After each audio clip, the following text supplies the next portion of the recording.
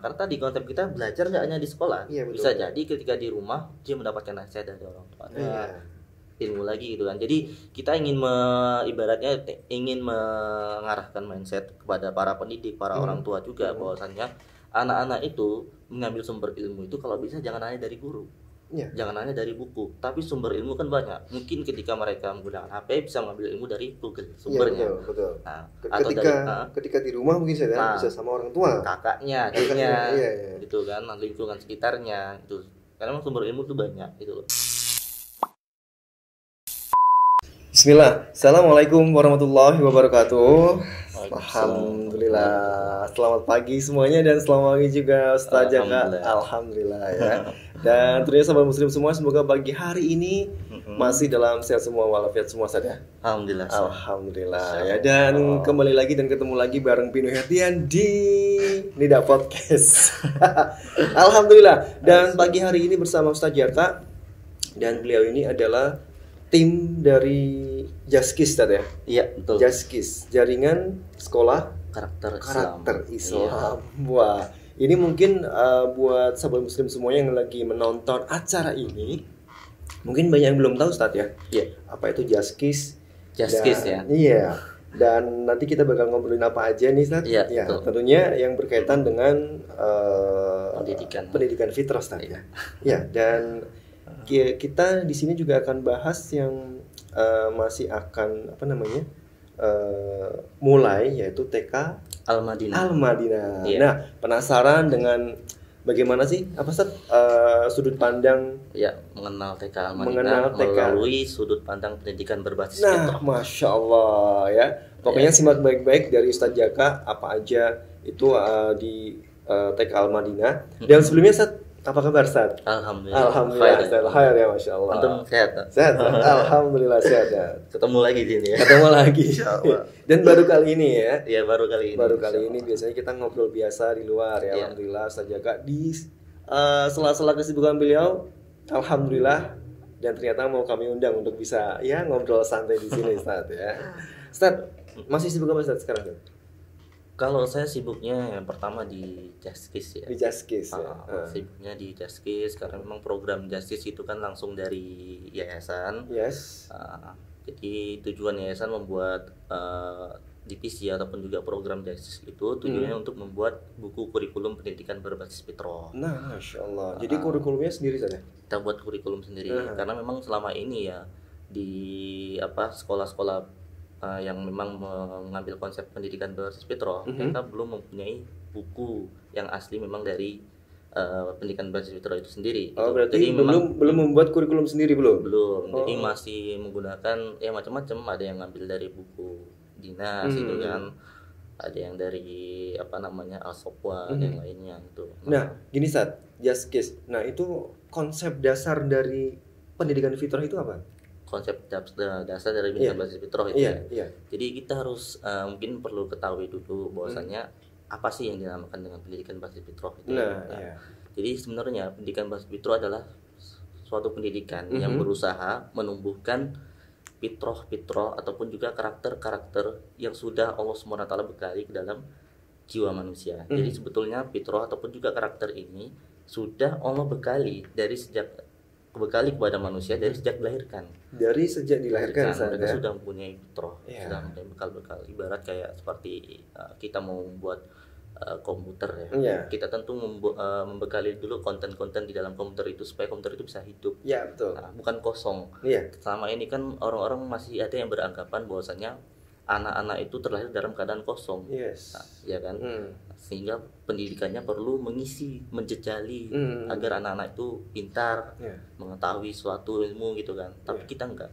Pendidikan berbasis fitrah itu di sini menumbuhkan ya. Sebetulnya mereka udah pintar gitu istilahnya. Berarti memang istilahnya udah ada saja, udah tinggal mengisi maksudnya tinggal menumbuhkan ya. Dan apa sih namanya, tinggal menumbuhkan dan untuk lebih ke astagfirullahaladzim, lebih ke untuk menumbuhkan ya. Iya, Menumbuhkannya lebih ke menumbuhkan ya. Menumbuhkan. Oke. Jadi kan ketika Allah sudah membekali konten-konten kebaikan ataupun juga karakter-karakter kebaikan itu ke dalam jiwa manusia. Nah, tugas orang tua ataupun juga pendidik yaitu dia bagaimana menumbuhkan agar karakter ataupun juga fitrah-fitrah tersebut muncul dari dalam dan keluar. Betul. Itu kan seperti itu. Nah, berarti ini kan sudah diterapkan di Sabah ya. Sabah yang lebih terkenal dengan Sabah ya. Sabah Al-Madinah itu yang SD-nya. SD-nya ya. Nah, ngomong-ngomong soal pendidikan fitrah kan SD sudah ada Ustaz ya. SD sudah ada. Sekolah Akil Balik. Nah, ini yang saya ingin bertanya sama Ustaz nih mengenai TK-nya Ustaz ya. TK Al-Madinah. Berarti kalau orang-orang ada sih yang juga beranggapan bahwasanya ini adiknya Sabah. Adiknya Sabah. Ya memang ya. Adiknya Sabah ada Al-Madinah. Nah, Al-Madinah itu sendiri berdirinya TK atau awal mula didirikannya TK itu bagaimana sih? Jadi pertama ya kita mungkin sedikit saya ceritakan. Iya, boleh. Dalam pendidikan berbasis fitrah itu kan sebetulnya sejak awal kita menggunakan konsep ini sebetulnya kita tidak ingin buat TK. Oh gitu. Sebetulnya satu Abu Abbas Tobroni kemudian juga Ustaz Abdul Khalid. Kenapa? Karena memang kita punya konsep dan keyakinan bahwasannya ya melalui hadis Nabi. Kan Nabi mengatakan bahwasannya ajarkanlah anak kalian sholat pada usia 7 tahun. Nah, pertanyaan ketika di bawah usia 7 tahun apa yang diajarkan? Nah, itu kan sementara dalam ilmu psikologi gitu kan maksud diajarkannya sholat itu anak-anak diajarkan sosial, muamalah, ibadah. Itu kan adapun di bawah usia itu sebenarnya mereka belum yang namanya diajarkan bersosial. Jadi usia 0 sampai 7 tahun. 7 tahun. Oleh karena itu, ketika adanya perintah sholat pada usia 7 tahun, ini menunjukkan bahwasannya anak itu mulai ibaratnya mulai disekolahkan, mulai diajarkan. Nah, sehingga kita waktu itu berpendapat bahwasannya nggak perlu mungkin buat TK untuk usia 0 sampai 6 tahun lah. 0 sampai 6 tahun, 7 tahun yang SD ya. 0 sampai 6 tahun mereka belajar bersama alam di lingkungan rumahnya, bersama orang tuanya. Di situ pembelajaran mereka. Jadi untuk didirikannya ini tahun ya baru pertama kali ya. Tahun 2021 berarti. Mulai didirikannya ya. Dan alhamdulillah juga sepertinya muridnya juga banyak. Jumlah murid ya? Jumlah murid untuk yang TK ini sudah 24 sih. Sudah 24. Karena memang kita juga nggak pengen banyak murid dulu sih, karena lebih mengoptimalkan lah kondisi di kelas. Karena kalau terlalu banyak takutnya nggak kondusif juga. Gitu. Ya kalau memang gurunya insya Allah bisa ya nggak masalah sebetulnya. Cuman terkadang kan namanya anak mereka itu datang dari berbagai macam karakter, keunikan yang berbeda-beda. Dan tentunya gurunya juga harus bisa memahami gitu kan. Nah, kalau semakin banyak anak kan berarti semakin banyak keunikan yang berada di kelas tersebut. Semakin banyak keunikan juga ya dari personnya anak-anak itu sendiri ya Ustaz ya. Masya Allah. Nah, sebelum itu antum pernah nggak sih ngalami yang namanya di Sabah sendiri? Iya, pengalaman jadi guru di Sabah gitu ya. Iya. Mengalami nggak? Maksudnya anak-anak yang ya dibilang nggak bandel, maksudnya suka bikin apa ya? Kadang bikin ribut di kelas. Iya. Kadang itu bagaimana Ustaz? Kalau antum sendiri nah, itu nanti insya Allah kita bahas juga di TK. Itu kan cuma sedikit saya ceritakan dulu pengalaman saya. Untuk pengalaman. Saya ceritakan. Jadi waktu itu saya pertama kali tahun 2017 2017 saya itu ngajar di SD. Dulu namanya kan Kutab Al-Madinah. Iya, Kutab Al-Madinah. Cuman berubah menjadi Sabah Al-Madinah itu kan. Nah, saya ditugaskan untuk ngajar langsung kelas 1. Kelas 1 tahu sendiri kan bagaimana peralihan ya dari TK kan ke SD. Kemudian ke SD. Nah, ketika pengalaman ketika ngajar di kelas tersebut gitu kan. Ya bisa dibayangkan bahwasannya ributnya gitu kan, nggak kondusifnya seperti itu. Bahkan sering minta gendong Ustadz seperti itu kan. Berarti bisa dikata Ustadz Jaka ini awal ya, maksudnya awal merintis dari. Kalau awal merintis sih enggak. Dulu tahun pertama itu yang merintis guru-guru yang pertama itu para ustadzah semua. Cuman waktu itu kita belum tahu konsepnya apa. Karena memang tipikal Ustadz Abdullah Bastobroni itu kan ketika beliau punya konsep, penting jalan dulu gitu loh. Nah, kedepannya gimana ya kita sambil cari bareng-bareng daripada nggak jalan istilahnya kan. Nah, akhirnya jalan dulu sama setahun, tapi kita nggak tahu konsepnya apa, pengen sekolahnya kayak gimana, itu kan apakah SDIT, apakah konsepnya seperti Kuta Al-Fatih gitu kan, atau yang lainnya, kita bingung. Akhirnya, tapi di perjalanan itu kita sambil belajar. Ke Semarang gitu kan, bisa dibanding lah istilahnya. Akhirnya alhamdulillah kita ketemu teman-teman dari SKIS Sekolah Karakter Imam Syafi'i di Semarang itu kan, di bawah bersama Ustadz Abdul Khalik ya. Kita belajar dari situ, termasuk saya juga ibaratnya ya dimagangkan lah di situ. Karena sebelum saya lulus dari Pondok Indah Salaf sendiri pun Ustadz Abdullah Bastobroni sudah mewanti-wanti. Ketika saya belum lulus, saya disuruh belajar ke sana. Jadi saya waktu itu bareng-bareng juga bareng yayasan belajar ke sana. Berapa lama Ustaz tadi bareng di sana, Ustaz? Waktu itu 2 hari kok. 2 hari. 2 hari berarti. Cuman kan sebelumnya yayasan udah sering. Ya. Berarti kemarin 2 hari itu juga full set ya? Full day. Iya, full lah. Masya Allah. Dijejali dengan pendidikan berbasis supaya supaya ada sinkron lah bahwasannya konsep seperti ini didukung yayasan, didukung juga oleh para pengajarnya juga. Karena kalau pengajarnya sendiri nggak paham, nggak sinkron, akhirnya bingung. Palingnya memang harus saling mendukung Ustaz ya. Antara mendukung. Yayasan, antara pengajar. Iya kan Ustaz ya. Kalau nggak gitu gimana mau jalan? Nggak bisa jalan. Nah, jadi ketika saya pengalaman tadi ngajar di kelas 1 itu kan, nah, suasana nggak kondusif gitu kan. Cuman ketika saya konsultasi sama Ustadz Abdul Khalik, dia bilang seperti itu memang pendidikan berbasis fitrah katanya. Karena apa? Karena anak ketika di dalam kelas itu kan mereka memang nggak bisa fokus sampai berjam-jam seperti orang dewasa. Bahkan orang dewasa sendiri belum tentu bisa. Iya, secara saya pribadi deh Ustaz, kalau untuk duduk, suruh duduk itu ikuti istilahnya kuliah lah ya, sampai berjam-jam pun saya juga bete juga Ustaz. Juga ya, iya. Apalagi kondisinya ini kan anak kecil gitu kan, jadi dia mempunyai sifat sensitif, ya agak sensitif gitu kan.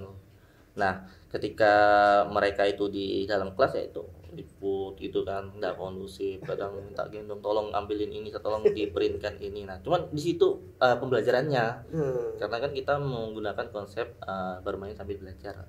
Nah, situ. Jadi ketika mereka misal mereka ada satu anak misal bareng-bareng kita ambil kertas print, kami mau gambar, akhirnya mereka kan tumbuh. Iya betul. Minta sendiri kan, pengen belajar istilahnya. Nah, tapi sambil dalam perjalanan ke tempat ruang kantor guru mau print itu, sambil kita masukkan nasihat-nasihat gitu kan. Nah, jadi pembelajarannya tuh nggak hanya di kelas. Nggak cuma duduk anteng di kelas gitu Ustaz ya. Jadi dimanapun bisa belajar sembari sang pengajar itu sendiri memberikan edukasi ya Ustaz ya, sebagai pembelajaran juga Ustaz ya. Betul. Bahkan tentu yang namanya anak kecil itu kan mereka nggak lepas dari namanya berantem. Betul kan, apalagi anak kecil kan. Nah, itu kan sikap kita kadang bukan justru mengambil momen-momen tersebut sebagai bentuk pembelajaran bagi anak. Berantemnya mereka ada pembelajaran. Pendapat Ustaz ya. Bagaimana ketika mereka berantem itu mereka belajar mempertahankan diri sendiri, membela diri sendiri. Itu kan konsep Islam. Harga diri itu dijaga Islam itu kan, nggak bisa harga diri itu diinjak-injak dalam Islam seperti itu. Nah, terus kemudian juga berani mengemukakan pendapat seperti itu kan, percaya diri. Itu tapi pelajaran. Ketika anak-anak itu berantem saat ya, misal berantem dang. Nah, setelah itu beberapa jam kemudian baikan lagi atau lama saat baikannya saat kalau anak-anak itu? Tergantung dari anaknya sendiri sih masing-masing. Ada yang baik, ada yang langsung baikan, ada yang enggak gitu kan. Ada yang kadang ngambek pengen pulang gitu. Nah, tapi ketika mereka pengen pulang itu kan, dalam pendidikan kita itu kita telepon orang tuanya bahwasanya ini anaknya mau pulang, nggak apa-apa kalau mau pulang belajar di rumah. Karena tadi konsep kita belajar nggak hanya di sekolah, bisa jadi ketika di rumah dia mendapatkan nasihat dari orang tuanya, ilmu lagi gitu kan. Jadi kita ibaratnya ingin mengarahkan mindset kepada para pendidik, para orang tua juga bahwasanya anak-anak itu mengambil sumber ilmu itu kalau bisa jangan hanya dari guru. Jangan hanya dari buku, tapi sumber ilmu kan banyak. Mungkin ketika mereka menggunakan HP bisa mengambil ilmu dari Google sumbernya. Betul. Nah, ketika di rumah mungkin saya bisa sama orang tua, kakaknya, adiknya, gitu kan, lingkungan sekitarnya itu. Karena memang sumber ilmu itu banyak gitu loh. Iya. Jadi memang nggak harus dari guru Ustaz ya. Nah, tapi ketika untuk pembelajaran itu memang harus istilahnya bahasanya bermitra dengan orang tua Ustaz ya. Harus Iya. pada kolaborasi lah. Kolaborasi ya. Dengan orang tua. Karena tua. memang kita di sekolah itu kan nggak sampai 24 jam. Iya betul. Ya kan? Nggak sampai 24 jam.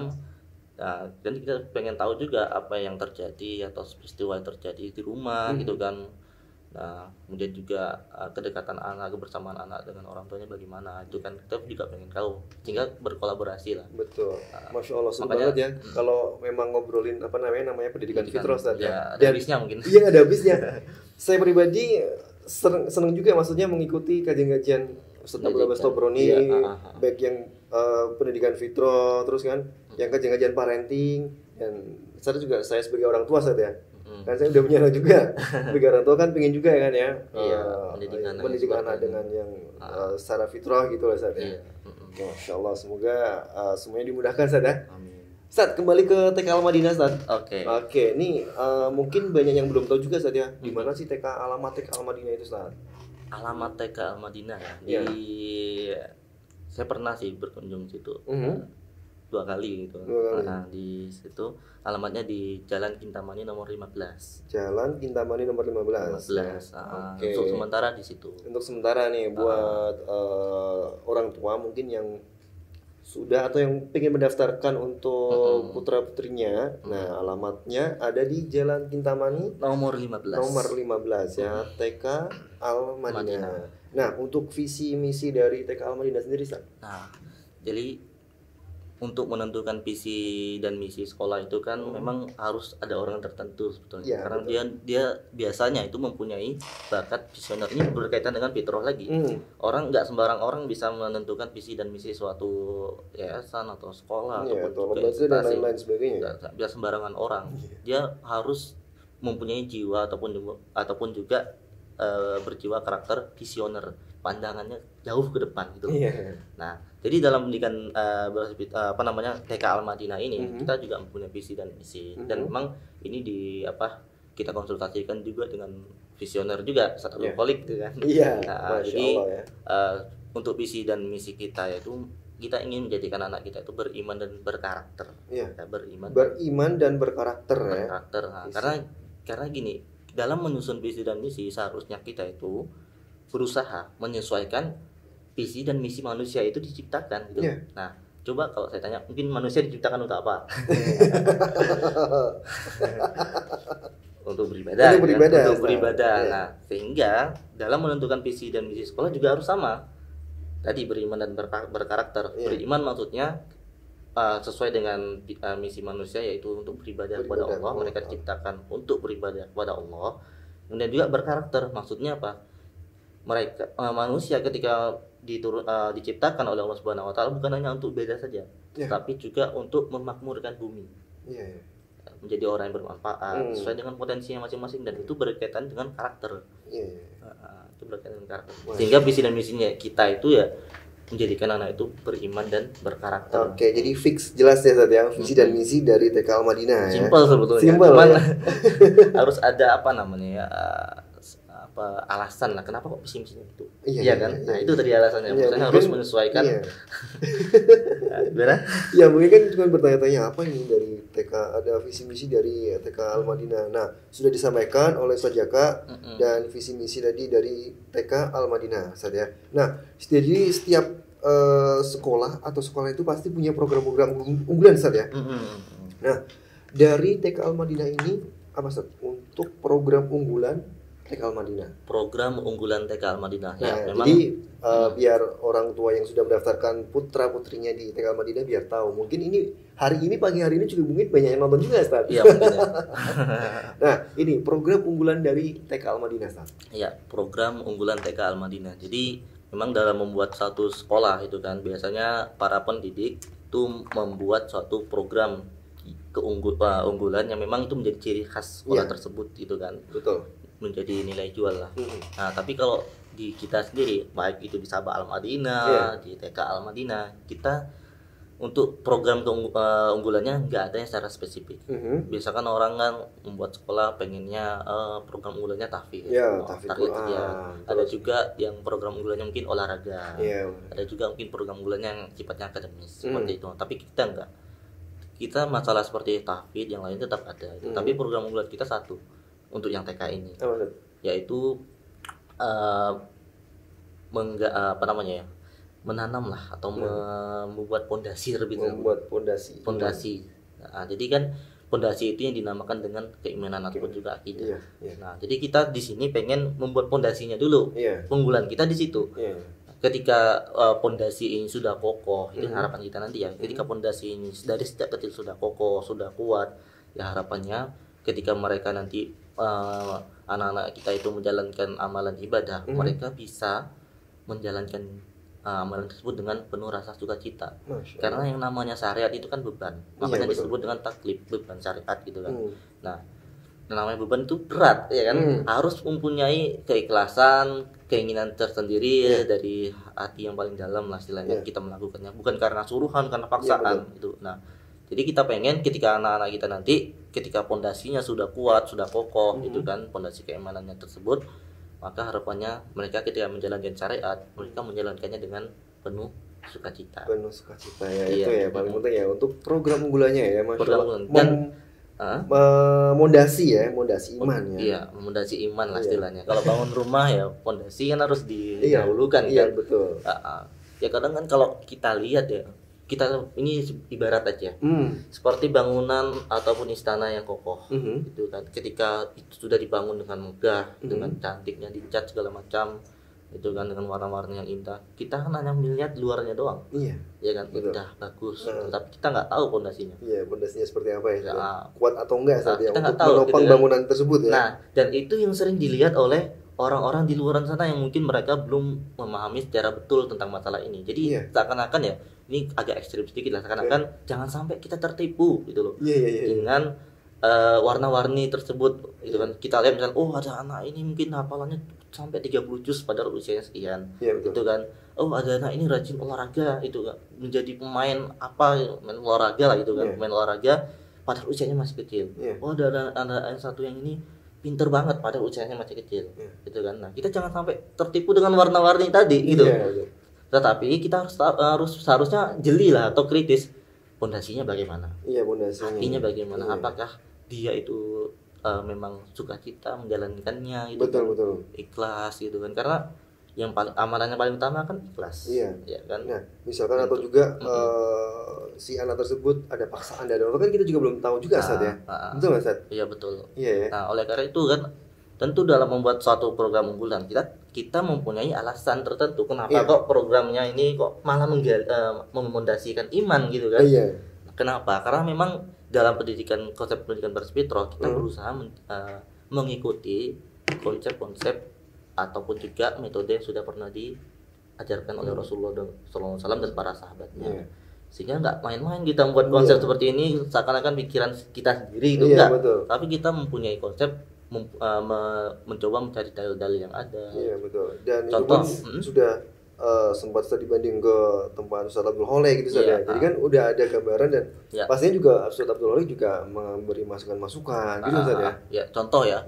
Kalau kita tanya ya, kita membuat suatu pemikiran yang kritis lah gitu kan. Dahulu ketika Rasulullah SAW mendidik para sahabat itu kan menjadi hebat seperti itu, ada di antara mereka yang sampai rela memperjuangkan agama itu, merelakan nyawanya itu kan, mengorbankan hartanya di jalan Allah kan itu kan. Nah, kita timbul pertanyaan, emangnya dahulunya itu gimana sih cara didiknya gitu kan. Nah, ada banyak dalil itu kan tentang masalah ini, diantaranya kisah Jundub bin Abdillah. Jadi Jundub bin Abdillah ini bercerita ketika dia masih kecil. Dia mengatakan kepada para sahabat, ya, kunna gilmanan hazawiratan ma'a Rasulullah SAW. Jadi dia bercerita, dahulu ketika kami itu masih kecil, kami itu sering membersamai Rasulullah SAW. Mulazamah, membersamai, belajar itu kan. Apa yang dipelajari oleh Jundub bin Abdillah dan teman-temannya ini ketika masih kecil ya. Tadi kan dia cerita ketika masih kecil. Nah, kata Jundub bin Abdillah, fata'alamnal imana qabla al-Qur'an. Jadi waktu itu kami mempelajari iman terlebih dahulu sebelum mempelajari Al-Quran. Nah, akhirnya mereka belajar iman, akidah, fondasi dulu yang dijadikan, syariatnya belum. Nah, ketika mereka belajar iman, terus kata Jundub bin Abdillah itu kan, summa ta'lamnal Qur'an fasdad nabil iman, itu kan maksudnya ketika mereka itu imannya sudah kokoh, baru mereka belajar Al-Quran. Ibaratnya imannya sudah ada bekal lah. Iya, udah ada bekal. Sudah tumbuh lah gitu kan. Nah, mereka belajar ketika itu baru mempelajari Al-Qur'an. Nah, ketika mereka mempelajari Al-Qur'an, kata Jundub bin Abdullah ini fasdat nabil iman. Maksudnya iman kami ketika itu bertambah gara-gara belajar Al-Qur'an. Jadi karena imannya sudah kokoh, belajar Al-Qur'an, ketika membaca Al-Qur'an, imannya bertambah. Bertambah lagi, Masya Allah, subhanallah. Nah, coba kalau kita bandingkan dengan kita belajar Al-Quran, bertambah nggak iman kita gitu? Apa lewat gitu doang? Iya, atau malah bahkan biasa-biasa aja saja. Iya. Astagfirullahaladzim. Nah, karena memang iman kita, pendidikan kita dulu beda gitu kan. Iya, betul. Pendidikan kita orang-orang kita beda gitu. Iya, apalagi saya pribadi dengan pendidikan yang sekarang ini lah, maksudnya SD, SMP, SMA, kuliah, ya seperti itu. Seperti itu ya. Iya. Kemudian Jundub bin Abdillah melanjutkan. Beliau mengatakan wa innakumul yaum, itu kan fata'allamunal Quran qoblal iman. Jadi sedangkan kalian pada hari ini justru kebalik katanya.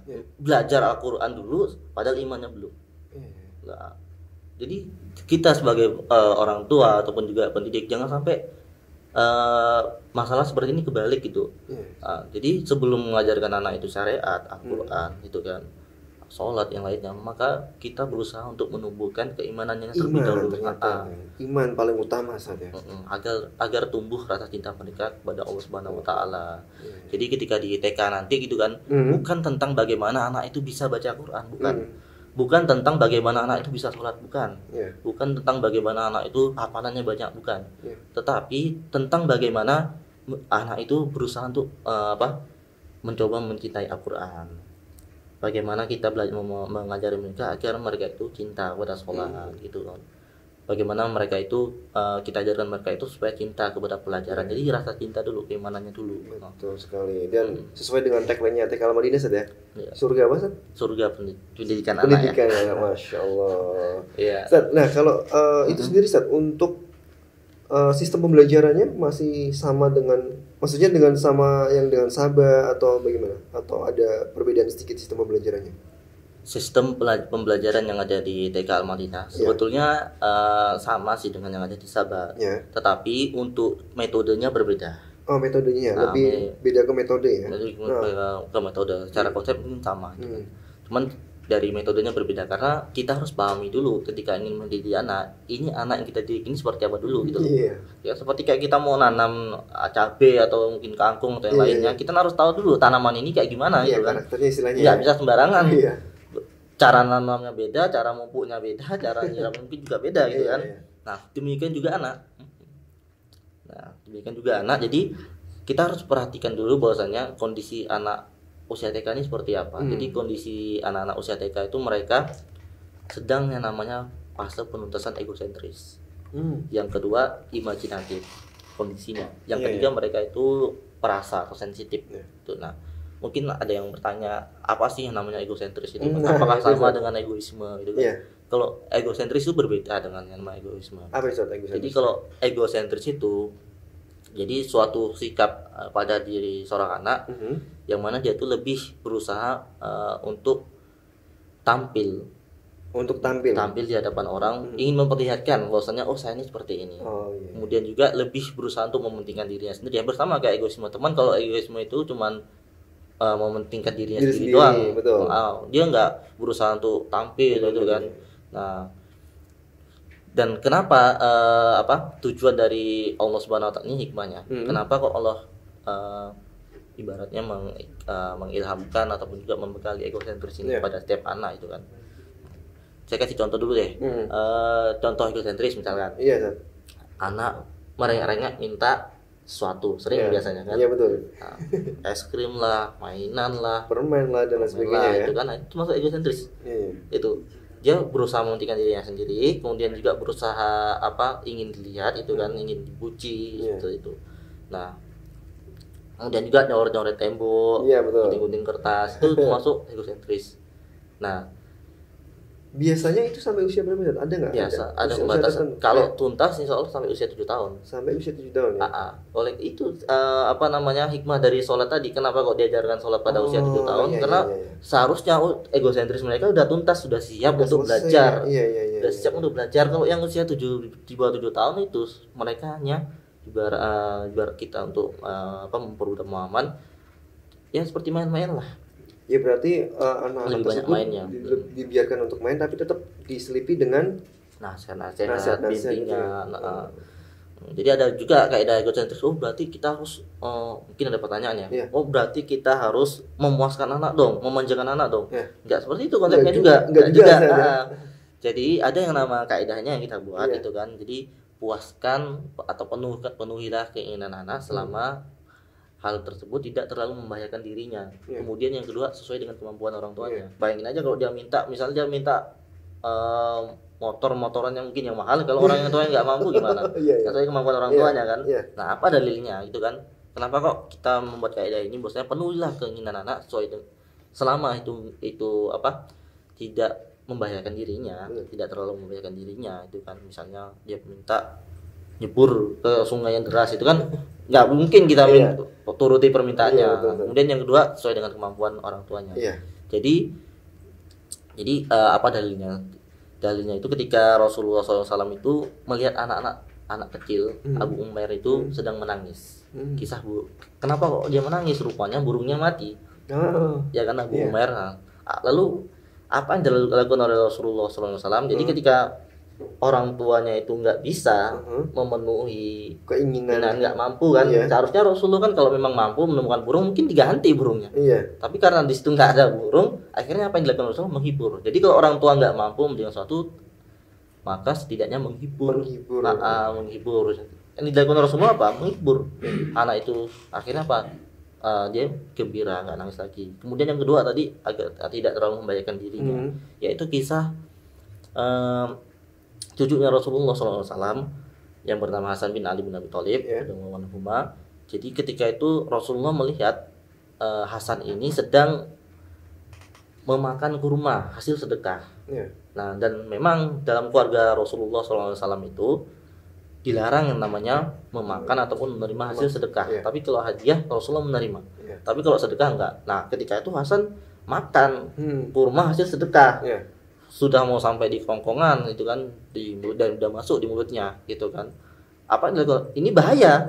Karena melanggar syariat, gitu kan? Melanggar hal tersebut. Apa yang dilakukan Rasulullah korek itu, mulut dikeluarkan lagi sampai anak itu muntah. Nah, itu karena kalau memang terlalu membahayakan kita nggak penuhi. Itu. Ustaz, kalau semisal nih anak usia 0 sampai 7 tahun. Nah, itu biasanya untuk pergaulan di lingkungannya itu berpengaruh nggak, Ustaz? Kalau untuk usia segitu, Ustaz? Ya, sangat berpengaruh. Kenapa kok berpengaruh? Karena memang usia segitu mereka belum tamyiz. Belum tamyiz, belum bisa membedakan sesuatu yang baik ini buruk. Belum bernalar bahasa Indonesianya. Nah, istilahnya mungkin usia yang lebih tua, bukan yang lebih gede sama si yang usia misal 2 sampai 3 tahun. Biasanya lebih ke perkataannya, ditirukan gitu saja. Kadang ditiru. Kan? Menirukan ke yang lebih tua gitu saja. Karena memang dari di sisi lain mereka itu gaya belajarnya itu meniru, memang peniru ulung gitu kan. Kemudian yang kedua mereka itu belum tamyiz. Nah, sehingga ketika mereka itu belum tamyiz, belum bisa mengerti mana yang baik mana buruk, yang ikut aja. Kan mereka memang peniru ulung. Ditiru ya. Dan ternyata ketika kita mengetahui bahwasanya mereka itu suka meniru, dan ini harusnya kita pakai konsep ini, metode seperti ini, yaitu apa? Mengajari mereka dengan cara keteladanan. Karena mereka suka meniru, ya kita berikan teladan-teladan yang baik, yang baik-baik ya, baik-baik gitu. Tapi memang maksudnya untuk lingkungan juga sangat berpengaruh, sangat besar sekali saat ya, sangat besar sekali. Itu caranya gimana, Ustaz? Maksudnya cara untuk kita istilahnya agar tidak terhindar yang seperti itu, bagaimana Ustaz? Ya, pertama atau bagaimana kita menyikapinya Ustaz? Ya, yang pertama kita kan harus tahu bahwasanya yang menciptakan anak kita adalah Allah Subhanahu wa taala, gitu kan. Nah, sehingga kita jangan lupakan Allah Subhanahu wa taala yang mempunyai kekuatan tentang masalah itu. Jadi kita berusaha memohon kepada Allah agar Allah mengilhamkan kepada anak kita jalan-jalan kebaikan gitu kan, menjaga anak-anak kita di luar sana itu. Jadi kita jangan sampai lupakan Allah dalam masalah ini. Nah, kemudian yang kedua itu kan, kita memang tidak bisa mensterilkan lingkungan tersebut karena kita hidup di situ, gitu kan. Tetapi kita bisa yang namanya memberikan imunitas, bekal-bekal. Apa itu bekalnya? Tadi fondasi keimanan, kemudian juga nasihat-nasihat keimanan, dialog-dialog keimanan kepada anak, sehingga anak itu tumbuh keimanannya. Ketika tumbuh keimanannya, justru keimanan tersebutlah yang mengalahkan perbuatan-perbuatan buruk ataupun juga hal-hal yang buruk di lingkungan tersebut. Jadi ibaratnya bukan anak kita yang terpengaruh oleh lingkungan, nanti anak kita yang mempengaruhi lingkungan. Betul, jadi kita fokus dengan keimanan tersebut gitu loh. Sama ini kan ya ada orang tua mungkin lebih fokus kepada sisi gelap anak gitu kan. Betul. Sisi gelap anak. Jadi sisi negatifnya gitu kan, lingkungannya negatif Ustaz. Gitu kan. Jangan fokus ke situnya, mau sampai kapan kita fokus ke situnya, nggak bakal selesai masalahnya gitu. Kecuali kalau kita pindah lingkungan yang baik, itu beda lagi. Tapi kalau nggak bisa, masalahnya kan susah. Nah, jadi apa solusinya? Ya tadi kita bekali mereka dengan keimanan gitu kan, sehingga ketika keimanan itu tumbuh pada diri anak kita, maka mudah-mudahan melalui anak kita, lingkungan anak-anak tersebut menjadi baik gitu. Amin. Mudah-mudahan semoga Ustaz ya. Oke, dan Ustaz, untuk materi-materi yang akan diajarkan di TK Al-Madinah itu yang seperti apa sih Ustaz? Kalau untuk materinya pada umumnya hampir sama sih. Kayak pelajaran karena kita memang nanti mengikuti kurikulum dari dinas, sebagian itu ya. Mengikuti kurikulum dari dinas, jadi kayak pembelajaran akademis, dari sosial itu kan, kemudian juga dari kognitif juga ada. Cuman porsinya tidak diperbanyak. Dan metodenya juga beda itu. Lebih banyak ke jaskisnya ya? Iya, lebih banyak jaskisnya. Iya, karena memang udah punya kurikulum sendiri Ustaz ya. Ustaz, untuk jumlah gurunya Ustaz, ini sementara yang ada di TK Al-Madinah ada berapa Ustaz? Untuk sementara ada 2. Ada 2? Dengan total murid 24. Dengan total murid 24? Iya. Satu guru megang 12 siswa. 12 siswa ya, 12 murid ya. Iya. Ini berarti belum dipisah Ustaz ya, kelasnya masih bareng ya? Dipisah. Oh. 12. Oh, Masya Allah. Oke, dan ini TK Al-Madinah ya, Masya Allah, dengan konsep pembelajaran mulai lagi berbasis fitrah Ustaz ya? Berbasis fitrah dan dengan tagline Surga pendidikan. Masya Allah. Kayak materi pembelajaran tadi ya, sedikit saya tambahkan ya. Iya, boleh Ustaz. Untuk pelajaran tahfidz itu kan, tahsin dan juga tajwid yang lain juga ada. Cuman porsinya menyesuaikan kondisi anak tersebut. Karena fokus kita tadi kan memondasikan iman dulu. Bukan bagaimana cepat-cepatan hafalan atau memperbanyak hafalan, gitu kan. Tapi tetap ada Ustaz ya. Tetap ada. Dan itu masalah tahfidz. Kemudian juga materi kita tentang pembelajaran kehidupan. Kan Allah menciptakan dunia ini kan tujuannya untuk dunia loh. Allah menciptakan dunia ini tujuannya untuk menguji kita sebagai manusia itu kan. Kata Allah dalam surat Al-Kahfi itu kan, inna ja'ala ma'alal ardi zinatan laha linabluwakum ayyukum ahsanu amala. Jadi sesungguhnya kami itu menciptakan dunia ini, ya, dunia yang indah ini tujuan untuk menguji kalian wahai manusia, agar Allah itu melihat siapakah yang terbaik amalannya. Nah, ketika Allah itu membuat dunia ini, menciptakan dunia ini dengan tujuan agar menguji manusia, itu kan, maka kita harus berusaha mempersiapkan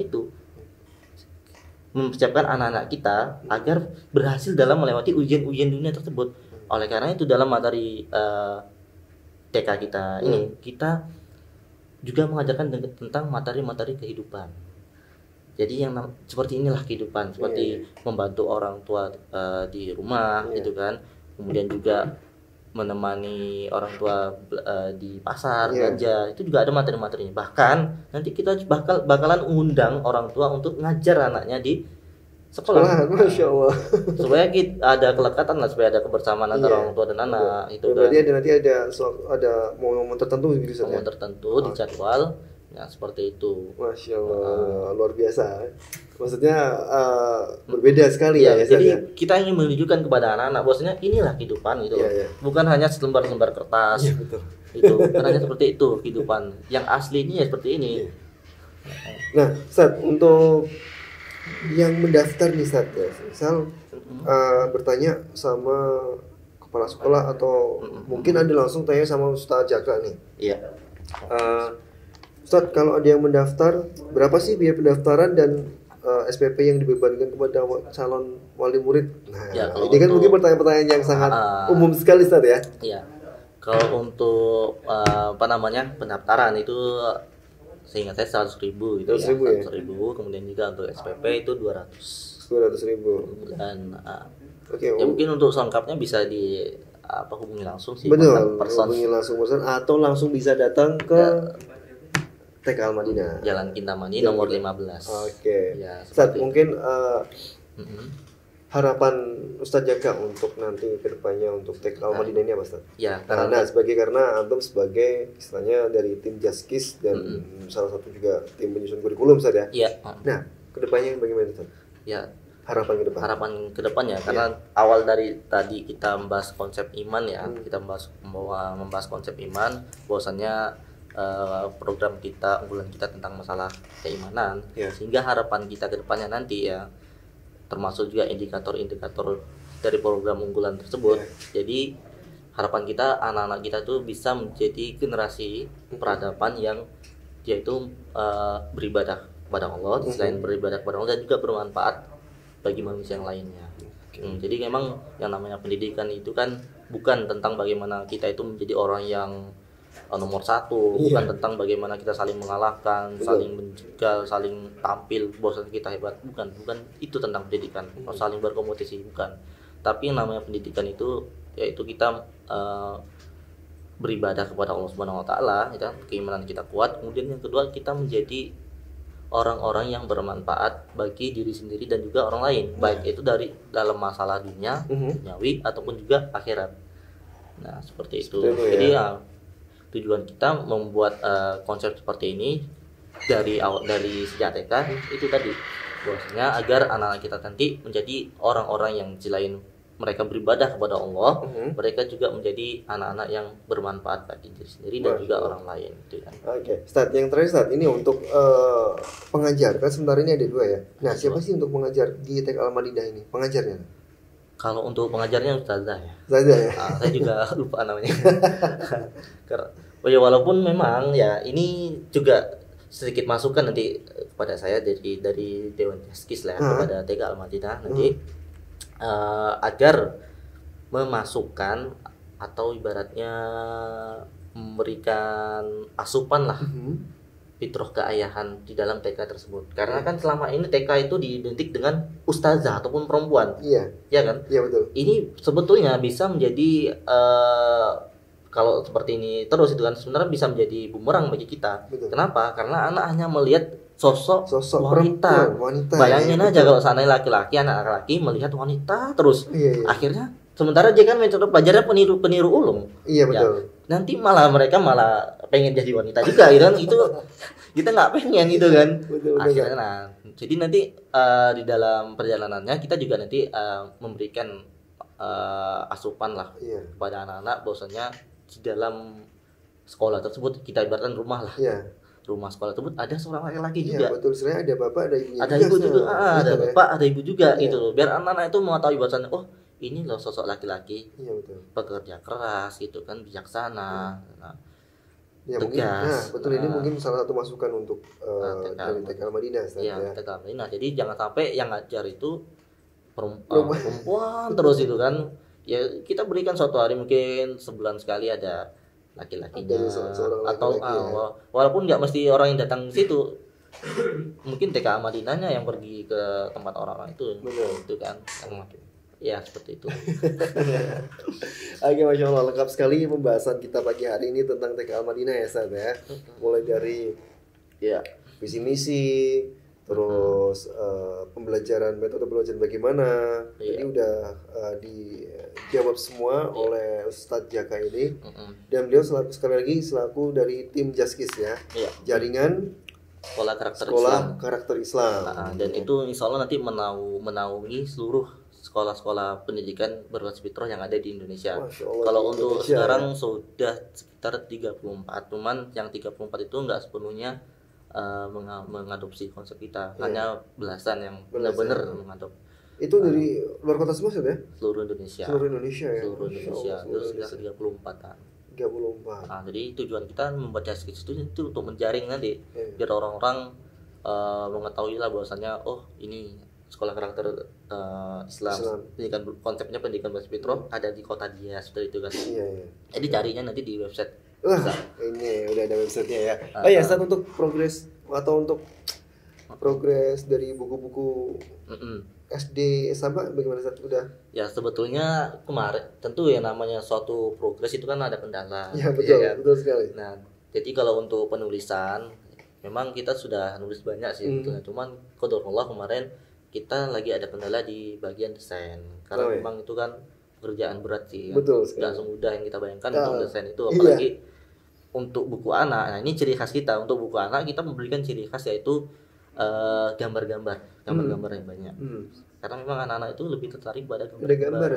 Dan itu gambarnya harus punya kita sendiri dong. Nggak boleh comot-comot dari Google. Itu yang memberatkan. Karena si desainer sendiri harus mikir juga. Harus mikir juga gambar siapa gitu kan. Harus mentafsirkan si penulis buku gitu kan, si penulis ini. Harus klub. Kemudian juga kita beri ciri khas di dalam setiap buku kita itu tentang seperti rubrik pengetahuan, misalnya tahukah kamu? Karena biasanya loh. Kalau anak-anak yang suka tipenya itu untuk memancing anak-anak yang memang tipenya itu penasaran, gitu kan, atau jiwanya visioner. Gitu. Kemudian juga untuk merangsang literasi mereka untuk semangat belajar. Contoh ya, ini kita dulu. Ketika ada buku IPA lah misalnya kan, kalau ada kolom misalkan ini gambar bunga, ini sedang fotosintesis segala macam itu kan, kita pasti lebih tertarik di dalam kolom itu gitu kan. Atau di matematika misalkan penemu ini, di sains gitu kan, di penemu ini, kita lebih tertarik untuk baca itunya daripada belajar sainsnya gitu kan. Nah demikian juga nanti di buku kita berikan informasi seperti itu. Contoh untuk anak kelas 1 gitu kan, tentang masalah mata gitu kan. Tahukah kamu bahwasanya Allah menciptakan mata tujuannya untuk ini gitu kan. Kemudian juga dalam sehari manusia berkedip selama sekian gitu. Nah jadi anak-anak itu ketika mereka itu terangsang dengan masalah seperti ini, rubrik tahukah kamu ini itu kan, diharapkan mereka menjadi orang yang literasinya kuat. Kemudian juga tujuan akhir kita, tujuan final goalnya itu agar mereka itu menjadi orang-orang yang bersyukur dan beribadah kepada Allah SWT. Bahwasanya Masya Allah ya, Allah menciptakan mata tujuannya untuk ini, mata bisa berkedip sekian ratus ini dalam 1 menit misalkan. Hebat banget yang menciptakan berarti kan. Ya seperti itu contohnya. Masya Allah. Nah itu tadi sedikit bocoran tentang buku yang Jaskis ya. Semoga semuanya dimudahkan oleh Ta'ala Ustaz ya. Untuk program-program baik dari Sahabat, Jaskis ataupun ini yang kita bahas tadi TK Al-Madinah. Saat kita udah harus pamit diri Ustaz ya. Sudah habis waktunya nggak terasa. Habis. Udah habis karena kalau kita ngobrol bakal jadi 2 jam nih Ustaz. Ustaz, jazakumullah khairan. Udah menyempatkan waktunya di Lidah Podcast. Kapan kita ngobrol-ngobrol asik lagi Ustaz di sini Ustaz ya. Kita jadwalkan walaupun Ramadan kita ya tetap jalan ya. Insyaallah. Dengan tema-tema Ramadan mungkin. Tema Ramadan mungkin. Ya bagaimana mungkin Ramadan versi anak-anak kan bisa betul. Mungkin Abah Wafi kayaknya lebih tepat ya di sini. Ustaz, terima kasih Ustaz ya sekali lagi udah bisa hadir di sini, dan untuk Ustaz Jaka semoga sukses selalu untuk tim Jaskis dan TK Al-Madinah dan sahabatnya Ustaz ya. Dan kita harus pamit dulu. Sekian untuk program acara hari ini. Dan jangan lupa untuk Anda yang pengen menonton program acara ini Nida Podcast dengan tema yang hari ini kita angkat tadi, bisa dilihat di YouTube, di channel YouTube kami ya, di Nida Channel. Dan untuk itu jangan lupa like, komen dan subscribe. Dan saya Pino Herdian pamit undur diri dan Saya Jaka Edwin. Oke. See you next time. Wassalamualaikum warahmatullahi wabarakatuh.